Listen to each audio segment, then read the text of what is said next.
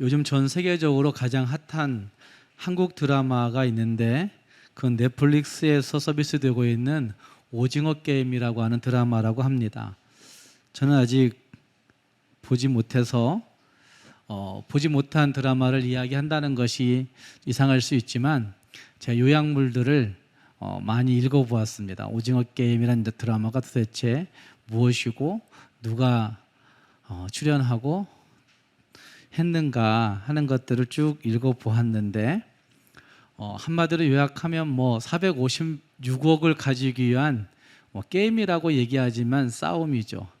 456억을 쟁취하기 위한 싸움의 이야기가 그 오징어 게임의 이야기인 것 같고, 요즘 한국 사회에서 있는 그 돈 이야기들이 거기에 그대로 담겨져 있는 것 같습니다. 어제 실린 국민일보에 어떤 글이 있었는데 이 오징어 게임과 관련해서 그 글에 의하면 징검다리 건너기 게임에서 선두에 서서 주저앉아 기도하면서 시간을 끌고 있는 사람의 모습이 등장한다고 그래요. 그러니까는 돈 벌기 위해서 게임하고 있는데 그 돈이 안 올 것 같으니까 자기가 어디 해야 되겠는데 안 될 것 같으니까 주저앉아서 기도하면서 시간을 끄는 사람의 모습, 그래서 다른 사람들의 원성을 사고 또 다른 사람을 막 밀쳐내고 자기가 그걸 쟁취하고 나서 또 거기에서 감사의 기도를 올리는 어떤 사람도 등장한다고 합니다.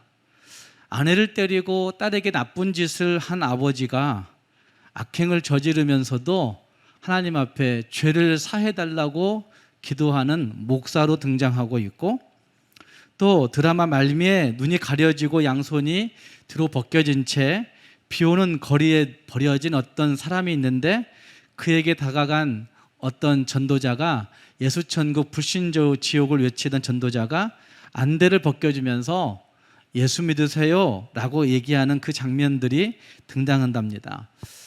이런 얘기를 제가 읽으면서 이 드라마가 도대체 뭘 얘기하고 싶은 것일까? 비호감 그리스도인의 모습, 비호감 크리스천의 모습을 그려내고 있는 것이 아닐까라는 생각을 해보게 됩니다. 현실 세상의 이야기를 하고 있는 것이지만 많은 부분 반기독교적인 시각을 거기에 담아내고 있어서 기독교인들조차도 그냥 재미로 보고 있는 그 과정 속에서 나도 모르는 사이에 예수를 싫어하게 되는 반기독교의 생각이 그냥 스며드는, 그냥 가랑비에 옷 젖듯이 스며드는 이런 일들이 있겠구나라는 생각을 저는 그 이야기들을 읽으면서 해보게 되었습니다. 기독교가 대한민국에 들어온 이래 한국 교회가 이 땅에 펼쳐온 선한 일들은 일일이 다 열거할 수도 없습니다. 아마 이 한국에 있는 많은 문화와 그리고 한국에 있는 교육과 한국의 정치와 한국의 경제와 한국의 그 모든 부분들에 있어서 기독교의 손길이 닿지 않은 곳이 없다는 말입니다. 교회의 흔적이 아닌 것이 없다고 해도 잘못은 아닐 수 있을 것입니다. 그런데 왜 여기 21세기 지금 이제 중반 걸어가고 있는 이 시기가 되어서 과연 왜 기독교는 이렇게 욕을 얻어먹게 되었을까? 왜 교회는 이렇게 배척당하게 되었을까라는 생각을 저는 해보게 됩니다. 무엇 때문일까?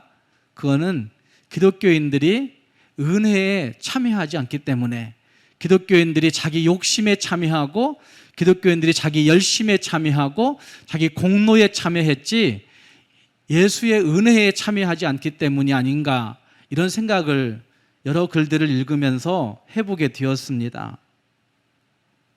어쩌면 개인 영혼 구원에 치중해온 자기 중심성을 강화시킨 그 한국 교회의 모습 때문에 결국 사람들이 예수를 믿어도 교회에 나와서 자기 중심에 참여하는 것이지 예수의 은혜에 참여하는 것이 아닌, 자기 욕심에 참여하는 것이지 교회의 공공성에 참여하지 않는 그런 모습이 있는 거죠. 자기 공로에 참여하는 것이지 진짜 예수의 영광에 참여하지 않는 그런 모습으로 교회를 다니고 있기 때문에 교회가 지금 이 사회에서 이렇게 욕을 얻어먹고 있는 시국이 되었다고 생각이 되어진다는 말입니다. 지금 우리는 한 2달 정도 은혜에 관한 주제를 가지고 살펴보고 있습니다. 그 은혜는 우리의 삶에, 저와 여러분의 삶에 어떤 부분을 바꾸어 놓은 것입니까? 우리가 이야기하는 그 은혜는 도대체 내 삶에 무엇을 바꾸어 놓았다고 여러분은 생각하십니까? 무엇 때문에 우리는 은혜를 사모하고 있습니까? 무엇 때문에 우리는 은혜를 이야기하고 있습니까? 어쩌면 은혜에 관한 이야기를 계속해서 살펴보고 있지만 그 은혜도 결국은 자기 욕구, 개인 욕구를 만족시키는 그것을 위해서 이야기하고 있고 추구하고 있고 사모하고 있고 갈망하고 있는 것이 아닐까 하는 생각을 해봅니다. 그래서 자기 욕망에 맞으면 은혜가 되지만 자기 욕망에 맞지 않으면 은혜 아니라고 이야기하는 그 어떤 것도 자기 열심에 자기 욕망과 부합하면 은혜가 되고 그것이 아니면 은혜 아니라고 이야기하는 그런 생각들을 가지고 있는 것 같습니다. 여러분에게 은혜는 과연 무엇입니까? 그 은혜가 우리 자신의 어떤 부분을 바꾸어 놓았습니까? 또 그 은혜 때문에 나는 무엇을 얻고자 하고 있는 것입니까? 오늘 말씀을 다시 생각해 보시면서 도대체 은혜는 무엇이고 그 은혜는 나에게 무엇을 가져온 것일까 하는 것들을 다시 살펴볼 수 있기를 바랍니다. 본문은 빌립보 교회를 생각하는 사도 바울의 기도와 감사를 말씀하고 있습니다. 그리고 그 가운데 빌립보 교회의 영적인 상태를 보여주고 있는 구절을 찾아보라고 하면 그것은 반복되는 구절 가운데 참여한다 하는 것입니다. 5절 말씀과 7절 말씀에 참여하고 있기 때문이라 라고 하는 말씀, 참여한 자가 됨이라 라고 하는 참여하다 라는 말씀이 빌립보 교회 성도들의 영적인 상태를 잘 나타내 주고 있다고 생각이 됩니다. 어쩌면 오늘 우리는 빌립보 교회 성도들의 모습을 은혜에 참여하는 모습, 복음에 참여하는 그 성도들의 모습을 살펴보면서 그 행복한 성도들이 행복한 교회의 모습이 어떻게 되어졌는가 하는 것들을 분명하게 생각하고 관찰하고 우리도 그 은혜에 참여하고자 결단할 수 있는 우리 모두가 될 수 있기를 바랍니다. 은혜에 참여한다는 얘기는 복음을 위한 일에 참여하는 것입니다. 은혜에 참여한다는 것은 복음 안에 들어가는 것입니다. 함께 읽은 말씀에 이미 말씀드린 대로 참여한다는 말씀이 2번 등장합니다. 그런데 7절 말씀에 참여한다 하는 말은 나의 매임과 복음을 변명함과 확정함에 너희가 다 나와 함께 은혜에 참여한 자가 되었다 하는 말은 삶에서 참여하고 있는 그 태도를 이야기하고 있는 것입니다. 그래서 7절 말씀에 참여함은 5절에서의 참여함이 없이는 될 수 없는 것이죠. 5절에서의 그 복음에 참여하는 이 참여함이 없이는 그 다음의 이야기들은 자기 열심에 참여하고 자기 욕심에 참여하고 자기 고집에 참여하고 자기 교만에 참여하는 것이지 결코 은혜에 참여하는 것이 될 수 없다는 사실을 볼 수가 있는 거죠. 그러니까 복음에 참여하는 것이 매우 중요한 문제라 하는 사실을 우리는 알 수가 있습니다. 사도 바울이 이 빌립보서를 쓸 때에 그 사람은 로마 감옥에 감금되어 있는 상태였습니다. 갇혀 있으면서 빌립보 교회 성도들을 생각하고 감사하며 이 글을 쓰고 있는 것이죠. 이 빌립보 교회 성도들을 생각할 때마다 감사가 넘쳤다, 기쁨이 넘쳤다 이렇게 이야기하고 있습니다. 3절 말씀에 내가 너희를 생각할 때마다 나의 하나님께 감사하며 기쁨으로 항상 간구함은 이렇게 말씀하고 있는 것을 보면 현대어 성경에서는 여러분을 생각할 때마다 나는 하나님을 찬양하는 마음이 가득 찹니다. 그리고 기쁨에 넘쳐 여러분을 위해 기도를 올립니다. 이렇게 번역하고 있는 것을 보면 찬양하는 마음이 그들로 인하여서 마음속에 넘치고 있는 모습, 그래서 그 기쁨 때문에 기도를 올린 그런 모습이 있다고 한 사실을 사도 바울은 고백하고 있는 거죠. 감옥에 앉아 있는 바울은 빌립보 교회를 생각할 때마다 행복 그 자체였습니다. 그들을 만나게 하신 은혜가 너무나 커서 자기도 모르게 감사하며 기쁨에 넘쳐 찬송하는 것입니다. 어쩌면 복음에 함께 동참하여 복음을 나누고 복음을 들려주고 듣고 복음에 함께 참여한 그것이 너무나 감사하고 기뻐서 사도 바울은 그것으로 말미암아 기뻐하고 있는 것이죠. 뭘 기뻐하고 감사하고 있는 것입니까? 감옥에 갇혀서 그 뭐가 좋다고 기뻐하고 노래하고 감사한다, 정신 나간 것 아니겠습니까? 빌립보 교회 성도들과 함께 복음의 교제를 나눈 것을 기뻐하고 있는 겁니다. 복음을 함께 나누고 복음을 함께 이야기하고 복음을 함께 마음속에 간직한 것, 이것을 기억하면서 감사하고 기뻐하고 있는 겁니다.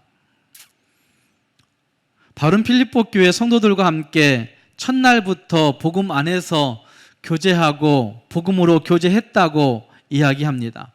복음을 위한 일에 첫날부터 이제까지 참여하고 있다라고 하는 표현이 바로 그 표현인 거죠. 복음의 교제는 하나님의 사람들을 믿음으로 복음 앞에 확신시키는 것이죠. 복음을 다시 인정하면서 내가 이 복음 때문에 이렇게 되었구나라는 사실을 확신하게 만드는 그것이 가장 우선적인 거죠. 그래서 믿음으로 이 복음을 확신하고 난 다음에 그것이 내재화된 복음, 내 안에 내재화된 이 복음이 되어질 때 그 복음 안에 들어온 성도들이 내 안에 내재화된 이 복음으로 말미암아 외적 생활 속에서 외면화된 삶에서 기쁨으로, 감사함으로, 은혜로, 사랑으로, 선함으로 드러내며 살게 되는 것이죠. 그래서 외적인 것들로 표출하면서 나타날 때 복음을 전하게 되는 것이고 복음으로 삶을 나누고 살아내는 일들이 있게 되는 것입니다. 그래서 이것을 교제, 참여 이렇게 얘기하고 있는 겁니다. 옛날 번역성에서는 복음으로 교제하기 때문이다 이렇게 얘기했어요. 교제라고 하는 말은 우리가 흔히 알고 있듯이 코이노니아란 단어입니다. 그런데 이 코이노니아라고 하는 헬라어는 굉장히 넓은 의미로 쓰여지고 있는 것이죠. 그런데 그것의 가장 기본적인 것은 교제라고 알고 있지만 사실은 관계라고 해야 더 맞는 것일 겁니다. 그곳에 참여해서 관계를 끈끈하게 맺은 것, 결코 떼어낼 수 없는 정도의 끈끈한 관계로 엮어진 것, 그걸 바로 코이노니아라고 그렇게 이야기합니다. 그래서 부부의 깊은 관계를 이야기할 때도 코이노니아라는 단어를 사용하고 있습니다. 뿐만 아니라 이 코이노니아는 자기가 가지고 있는 것들을 남에게 나누어 주는 것까지도 코이노니아라는 단어로 사용합니다. 그래서 여기 복음을 위한 일에 참여했다라는 말씀은 복음으로 내가 연합되어 복음으로 하나 엮어져서 복음 안에 들어가고 복음 안에서 내가 정말 충만해짐으로 말미암아 그 복음이 나타나고 복음이 표출되어지고 복음으로 관계를 맺는 그 모든 것들을 일컬어 복음을 위한 일에 참여했다라고 이야기할 수 있다는 말입니다. 사도행전 16장에 사도 바울은 마게도냐의 첫성 빌립보에 가서 복음을 전하게 됩니다. 하나님이 가게 하셔서 그 빌립보 성에 들어가 복음을 전하게 되었습니다. 그때 빌립보에서 만난 사람들이 여럿 있었습니다.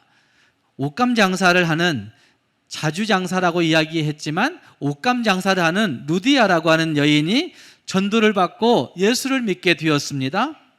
또 귀신 들린 자가 예수를 믿게 되었습니다. 감옥에 가서 쇠고랑을 차고 앉아 있을 때 그날 밤에 하나님께서 특별한 은혜로 말미암아 간수에게 복음을 전하게 하였고 그리고 그 간수의 온 가족이 예수를 믿게 되었습니다. 복음을 믿게 되었다는 말입니다. 바울이 이 여러 사람들에게 복음을 전하게 되었습니다. 그런데 그 복음을 그들에게 전했을 때마다 그들이 예수 그리스도가 나의 구주시라고, 예수 그리스도가 나의 구주시라고 분명하게 믿고 확신한 일들이 벌어지게 되었고 예수 그리스도를 통하여서 죄 용서함 받는 세례를 모두가 받게 되게 됩니다. 바로 이것이 복음 안에서의 교제, 복음 안에서의 참여라고 얘기할 수가 있는 거죠. 한 사람은 전하고 여러 사람들은 듣게 되었지만, 그래서 예수 믿게 되는 그 은혜를 함께 누리게 되는 그 모든 것들을 복음을 위한 일에 참여했다라고 이야기합니다. 복음을 위한 일에 참여했다는 말씀은 사실은 수직적인 코이노니아와 수평적인 코이노니아, 이 두 가지를 다 일컫고 있는 이야기라고 할 수가 있습니다. 우리는 수직적인 코이노니아를 통하여서 하나님과의 관계를 맺게 되었습니다. 하나님과의 관계를 맺은 우리들은 하나님과 그 복음 안에 참여하게 되었고, 그 참여한 자들이 수평적인 관계에서 수평적인 코이노니아를 이루어 살아가는 것, 바로 이것이 복음을 위한 참여에 필수적으로 같이 되어져야 되는 부분이라 할 수 있다는 말입니다. 바로 이것이 복음의 교제, 복음을 위한 일에 참여라고 이야기할 수 있습니다. 그리고 예수 그리스도를 믿은 그 빌립보의 성도들은 한 믿음을 가졌고, 한 하나님, 한 예수님, 한 성령을 믿는 하나의 믿음, 동일한 믿음을 가지고 함께 그 복음을 위한 일에 깊이 참여하는 아름다운 결과를 나타내고 있는 것입니다. 바로 이것을 사도 바울은 여기 5절에서 복음을 위한 일에 참여하고 있기 때문이라, 첫날부터 이제까지 라고 그렇게 이야기하고 있습니다. 이제까지라고 하는 말은 이 복음의 교제가 어떤 시점에서 그치지 아니하고 지금도 계속되고 있음을 이야기하고 있는 구절이라 이야기할 수 있습니다. 복음의 교제, 복음의 참여는 한번 시작되어 어느 시점 되면 끝나는 것이 아닙니다. 하나님과의, 예수 그리스도와의 수직적인 코이노니아가 이루어진 성도들은 죽을 때까지, 아니 죽고 난 이후에도 이 복음을 위한 일에 참여하게 되는 것이죠. 그 교제, 그 참여, 그 사귐이 지금도 내 삶 속에서 지속적으로 일어나게 되는 것이고, 그 지속적인 일어남이 내 삶 속에서 수평적인 관계를 맺는 가정과 직업과 일터와 자녀들과 재능에서 퍼져나가게 되는 일들, 바로 이것이 복음을 위한 일에 참여하는 역사가 나타나고 있는 것이라 할 수 있습니다. 그래서 이 복음의 참여는 우리가 삶을 살아가면서 여러 가지 실패와 좌절을 겪게 될 때, 지금 상처를 입고 슬퍼하고 아파하고 있을 때, 같은 믿음의 사람들을 통하여서 복음을 위한 일에 참여하는 이야기들을 들으면서 함께 은혜가 더 풍성해지고 힘을 얻게 되는 일들이 얼마든지 있는 것들을 보게 됩니다. 같은 신앙의 형제들이 함께 모여서 하나님의 말씀을 공부하고 그 말씀을 나누고 함께 기도하는 가운데 그 실패와 좌절을 극복할 수 있게 되고, 그 상처와 아픔을 이기게 되고, 하나님의 놀라우신 복음의 은혜로 말미암아 경험하게 되는 일들이 벌어지게 된다는 말입니다. 신앙이 견고해지면서, 신앙이 성장해 가면서 복음 안에 참여가 깊어지게 되는 것입니다. 때로는 삶을 살아가면서 우리 인생의 방향을 잃어버릴 때가 있습니다. 삶의 질서를 잃어버리고 혼돈스러울 때가 있습니다. 어떻게 살아가는 것이 바른 삶의 모습인지 깨닫지 못하고 우왕좌왕할 때, 그럴 때 믿음의 형제들과 함께 말씀을, 복음을 나누는 그 일들을 통하여서 하나님의 지혜를 발견하게 되고, 삶을 살아가는 기독교적인 원칙이 어디에 있는가 하는 것들을 확립하면서 그 참여가 더욱더 깊어지는 은혜를 누리게 된다는 말씀인 거죠. 복음을 영접한 성도들은 주님 오실 때까지 복음과 함께 참여하고, 복음과 함께 예배하고, 복음과 함께 생각하고, 복음과 함께 고민하고, 복음과 함께 기도하면서 복음과 함께 찬양하고 말씀을 나누는 일에 매진해야만이 복음을 위한 일에 참여할 수 있게 되는 것이고, 그것이 바로 은혜에 참여하는 모습이라 할 수가 있는 것입니다. 사랑하는 성도 여러분, 복음을 위한 일에 참여하고 있습니까? 복음 안에 참여되어 있습니까? 복음으로 참여하고 있습니까? 복음을 위해서 참여하고 살고 있습니까? 하나님과의 수직적인 교제와 참여가 내게 있었다고 한다면 그것은 수평적인 참여, 수평적인 교제가 이루어져야 하는 것이 마땅한 일이라 할 수가 있습니다. 그래서 우리는 첫날부터 이제까지 복음을 위한 일에 참여하고 있다라고 하는 말씀을 가슴속 깊이 새겨볼 필요가 있는 것입니다. 나는 지금 어느 정도의 복음을 위한 일에 참여하고 있는가? 첫날부터 이제까지라고 얘기하는데 나는 몇 년 정도나 예수를 정말 열심히 믿었던가? 나는 정말 얼마나 예수를 위한 일에 참여하고 있는가? 생각해 볼 수 있어야 됩니다.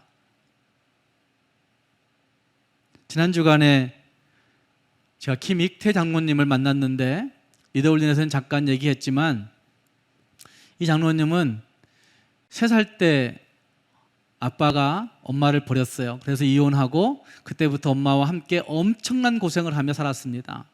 그래서 정말 안 해본 일 없이 해보다가 폭력 전과도 있다고 합니다.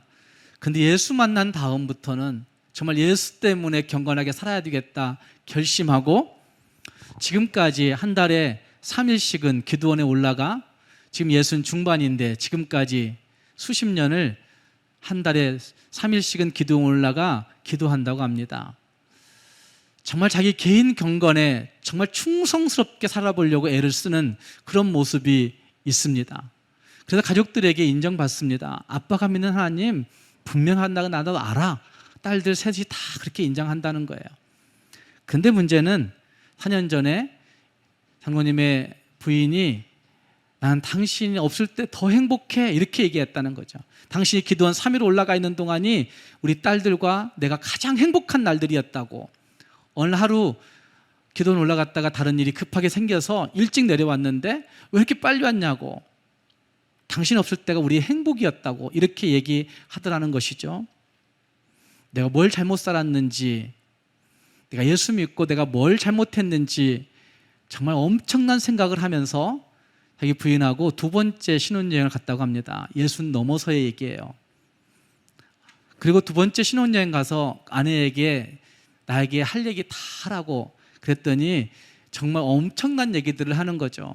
그리고 펑펑 울면서 잘못했다고 회개하고 다시 잘 살겠다고 생각했다는 거예요. 나는 하나님과의 관계에서만 살면 된다고 생각했는데 가정이 상처 입고 있다고 한다면, 내 가장 가까운 곳에서 어려움을 겪고 있다고 한다면, 힘들어하고 있다고 한다면 나는 하나님과 바른 은혜의 관계 속에 있지 못하다고 해야 더 옳을 것입니다. 정말 내가 하나님의 은혜에 참여하고 있는가의 문제는, 복음을 위한 일에 참여하고 있는가의 문제는 수직적인 하나님과의 참여도 중요한 것이지만 수평적인 참여가 잘 이루어지게 될 때 비로소 진짜 복음을 위한 일에 복음 안에, 복음에서 참여하고 살아간다고 이야기할 수 있다는 말입니다. 사랑하는 성도 여러분, 이제는 복음 안에서 참여할 수 있기를 바랍니다. 이제는 복음을 가지고 교제할 수 있기를 바랍니다. 이제는 복음으로 살아가는 참여를 통하여서 이 삭막하고 욕먹고 있는 이 세상 가운데서 예수 이름 때문에 행복한 것을 드러내며 살아감으로 말미암아 은혜에 참여할 수 있는 우리 모두가 될 수 있기를 주님의 이름으로 축복합니다. 2번째, 은혜에 참여한다는 것은 선한 싸움에 참여하는 것입니다. 함께 읽은 말씀 7절 말씀에서 사도 바울은 내 마음에 너희가 있다라고 그렇게 고백합니다. 바울의 마음에 있는 빌립보 교회 성도들은 그냥 마음속에 있는 것이 아니라 바울이 싸우고 있는 그 영적 싸움에 함께 동참하고 있다는 사실을 그 다음 구절이 이야기하고 있습니다. 너희가 내 마음에 있음이며 나의 매임과 복음을 변명함과 확정함에 너희가 다 나와 함께 은혜에 참여한 자가 되었다라고 얘기합니다. 여기 매임과 변명함과 확정함이라고 얘기하는 것은 사도 바울이 매인다라고 하는 얘기는 복음 때문에 당하는 고통을 이야기하는 것이죠. 복음을 전하면서 받는 고통, 복음을 살아가면서 받는 고통, 복음 때문에 겪는 애매한 많은 억울한 일들을 매임이라고 이야기하고 있다는 말씀이죠. 복음을 변명한다는, 복음을 증거한다는 얘기죠. 변증한다, 복음을 나타낸다라는 표현이고, 그 복음을 확정하는 그 모든 일들 가운데 얼마나 많은 씨름과 얼마나 많은 고민과 얼마나 많은 어려움들이 있었겠습니까? 그 모든 일에 빌립보 성도들이 사도 바울과 함께 참여했다라고 인정해주고 있는 겁니다. 선한 싸움에 참여하는 겁니다. 예수 이름 때문에 받는 고민 속에 함께 동참하는 겁니다. 예수 때문에 당하는 어려움 속에 함께 동참하는 그런 모습이 있다는 사실을 말하고 있는 겁니다. 사도 바울은 빌립보 교회가 그 마음속에 항상 있었습니다. 교회가 항상 그 마음속에 있었다라고 하는 사실은 우리 모두가 항상 기억해 보아야 할 가장 중요한 이야기라 저는 생각합니다. 뭘 해도 교회를 생각하셔야 되는 거죠. 뭘 해도 교회가 우리 안에 있어야 되는 것이죠. 예수의 복음 증거가 그런 너무 원대한 건 놔두고 내 삶에서 그냥 내가 눈 뜨고 보며 경험할 수 있는 교회. 제가 지난 주간에 그 전주에 썼던 칼럼들을 다시 한번 읽어보세요. 진짜 믿음의 고향이 있어야 돼요. 우리 교회가 40년이 되었는데 옛날 흘러갔던 옛날 우리 교회를 거쳐갔던 그 많은 사람들, 교회가 건축되고 교회가 이루어진다고 하는데 누구 하나 관심 갖는 사람이 없는 거 보면서 그들에게 우리 교회는 믿음의 고향일까? 라는 생각을 저는 했어요.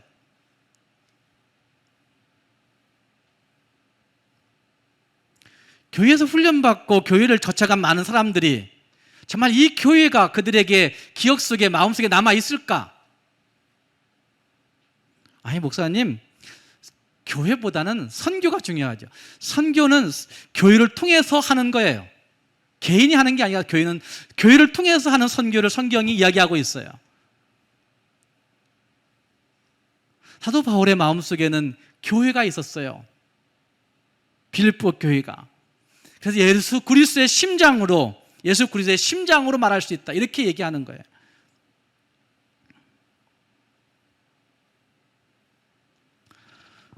바로 그 교회를 생각하는 그 마음 가운데 결국 그 모든 성도들이 함께 이 선한 싸움에 동참하고 있다고 사도 바울은 이야기하고 있는 겁니다. 사랑하는 여러분, 빌립보 교인들은 예수를 믿는 순간부터 엄청난 핍박을 받았습니다. 사위로부터 왕따를 당했습니다. 그럼에도 불구하고 믿음을 지키기 위해서 사력을 다해 싸웠습니다. 그래서 10여 년이 지나갔는데도 불구하고 그들의 생활 속에서 지극히 작은 그 어려움에 있으면서도 그들의 생활 속에서 정성껏 모은 성금을 사도 바울을 위해서 보내드리는 그런 모습을 가지고 있습니다. 같이 싸우고 있다는 얘기입니다. 헌금 얼마 보내는 것이 문제가 아니라 10년이 지났는데도 불구하고 바울이 싸우는 그 싸움에 함께 동참하고 있다는 사실을 보여주고 있는 것이죠. 사랑하는 여러분, 우리 앞에 놓여 있는 이 선한 싸움을 잘 싸워낼 수 있기를 바랍니다. 영적 싸움을 하면서 은혜에 참여할 수 있는 우리가 되어야 된다는 말입니다. 또 한 가지, 은혜에 참여한다는 얘기는 기도함으로 은혜에 참여할 수 있습니다. 9절 말씀에서 이렇게 말씀합니다. 내가 기도하노라 너희 사랑을 지식과 모든 총명으로 점점 더 풍성하게 하사 그리스도의 날까지 이르고 그리고 의의 열매가 가득하여 하나님의 영광과 찬송이 되기를 원한다. 9절부터 11절이 쭉 연결되어져 있는 것 아니에요? 기도하노라 라고 말씀해 놓고 더 풍성하게 하사 그리스도의 날까지 이르고 하나님의 영광과 찬송이 되기를 원한다 라고 그렇게 이야기하고 있습니다. 기도야말로 우리 기쁨의 근원이 됩니다. 기도야말로 은혜에 참여할 수 있는 첩경입니다. 지난 주간에 참 많은 고민들이 있습니다. 교회 건축의 현장이 공정이 많이 늦어지고 있습니다. 그래서 그것 때문에 제가 많은 고민을 하고 있습니다. 여러 가지 이야기들을 듣고 접하면서 고민을 하고 신음을 하고 잠이 안 올 때가 있는데 지난주도 좀 그랬어요. 그런데 새벽에 저와 같이 기도하는 선배 형님이 새벽 4시 50분에 저한테 카톡 문자 왔어요. 아우야, 내가 같이 기도하고 있어. 내가 같이 기도하고 있어. 이렇게 문자가 오는 거예요. 얼마나 힘이 되는지, 물론 제가 새벽기도 끝나고 가서 나중에 늦게 본 거지만 아, 형님도 같이 기도했구나. 내가 지금 고민하고 있는데 같이 고민하시는구나. 이런 생각 해봅니다. 또 성도들 몇 명이 목사님 작정하고 기도하려고요. 집에서 잘 안 되니까 교회 와서 아침에 기도하기 작정했어요. 라고 하는 말을 들으면서 제 마음속에 아, 하나님이 아시고 기도의 사람들을 자꾸 세워가시는구나.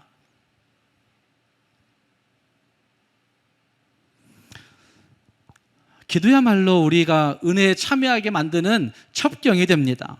항상 기뻐하라, 쉬지 말고 기도하라, 범사에 감사하라 라고 말씀하시는 그 말씀은 기도에 참여하게 될 때 감사도 나오고, 기도에 참여하게 될 때 기쁨도 나오고, 기도에 참여하게 될 때 진짜 은혜스러움이 있다는 사실들을 말해주고 있다는 말입니다. 사랑하는 성도 여러분, 무엇이 은혜에 참여하는 것일까요? 이것만 고민하고 살아간다 할지라도 우리의 삶은 조금 더 나아질 겁니다. 조금 더 나아질 겁니다. 내가 오늘 말하는 이 말이 진짜 은혜에 참여하는 말일까? 진짜 내가 오늘 이렇게 생각하는 이 생각이 내 마음먹음이 정말 은혜에 참여하는 일일까? 아닐까? 분명히 알게 되는 거죠. 자기 자신을 알게 되는 거죠. 이것만 생각한다고 한다면 우리는 조금 더 나은 진짜 믿음의 삶을 살게 될 것입니다. 우리 모두가 매일매일 우리의 고민 속에, 우리의 생각 속에 정말 은혜에 참여하는 것이 무엇일까 하는 것들을 고민하면서 복음으로 참여하고, 복음을 위한 일에 동참하고, 선한 싸움을 함께 싸워 참여하고, 기도에 함께 동참함으로 진짜 은혜에 참여할 수 있는 믿음의 사람들이 다 될 수 있기를 주님의 이름으로 축복합니다. 기도하겠습니다.